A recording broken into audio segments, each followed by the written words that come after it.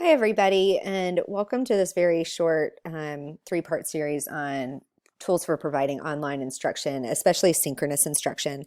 We'll talk about screencasts and WebEx.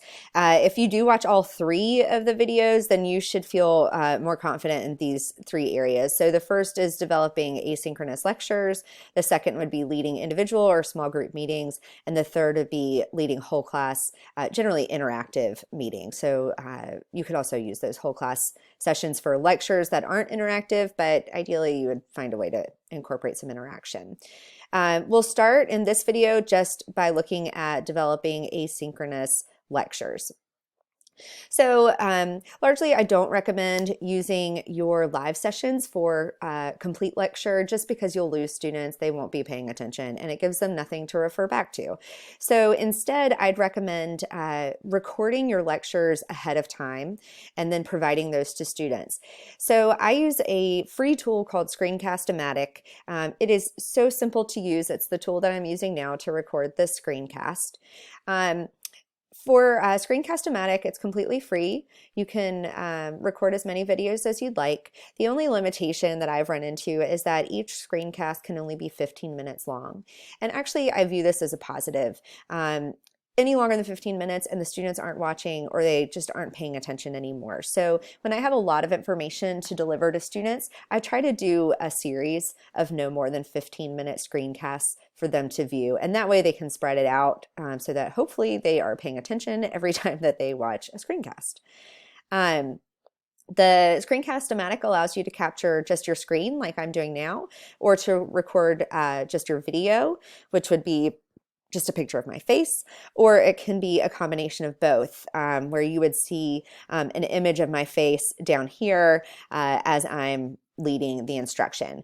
Largely, I do recommend using the video because it does create some familiarity with students, but at this point in the semester, your students already know you. So if you're less comfortable on video, don't include it. And then screencasts are super easy to share. You can provide a link or you can embed the actual screencast into your Canvas pages. I'll show you an example in just a second. One big tip I do have for screencasts to ensure that students actually watch them and pay attention is to pair them with a quiz in Canvas. Quizzes in Canvas are incredibly easy to set up. You can embed the screencast directly onto a quiz page. You can develop just a short quiz. I typically do 5 multiple choice questions. Really, it is just meant to make sure that they are watching the screencasts. Multiple choice quizzes are automatically graded in Canvas, so you don't even have to do that extra work. So this is really effective if you have a really large lecture class where you do not have time to do all of that grading on your own. So I'll show you just a Canvas page where I have included a screencast. So I teach a course on basically how to teach writing. And so I had a screencast on writing workshops and conferences. So although it's showing up as a blue screen there, when I click play, a large screencast will populate and you can hear me talking. So we'll pause. So students would watch that screencast and then they would take the quiz. I also provide some extra just optional reading as well. When students are ready to take the quiz, here I can do a preview. You can see all of the questions here. They're just quick multiple choice answer questions. It's a 5-point quiz.